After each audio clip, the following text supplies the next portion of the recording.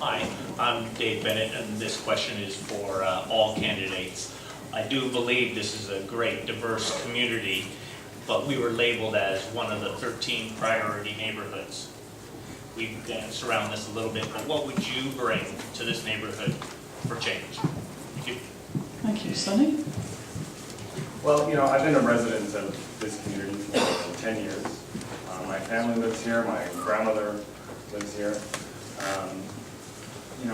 I realize that, Weston the character of the community has changed, let's say that. In my grandmother's house, next door to her, a bullet went through the window of her next door neighbor's house. So, I think what I would bring is a different approach. It's the Green Party approach, right? We have a different way of looking at things. We have a comprehensive view. We take the long-term view. We take a holistic view.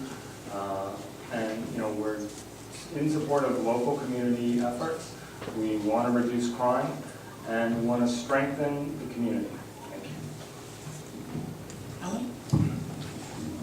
Well, I hope you take this as a nonpartisan statement, but I think that that was one of the greatest accomplishments by the former Mayor Miller, and the United Way was to come forward and admit that on an evidence-proven basis with respect to 6 indicators on poverty, and child poverty, and seniors abuse, and a number of things, that this community had communities within it that needed special care. And there have been a number of programs that have brought in, both through the schools and through the municipal initiatives, that have been aimed at reducing crime, that have been aimed at more employment opportunities, that have been fostering the kind of cooperation among different community-based groups that have delivered better services to this area. And I think that's been a marvelous accomplishment. The federal government role and the provincial government role is to provide the resources that those evidence-based communities need. And I think we've taken one small step forward to achieving that. Thank you.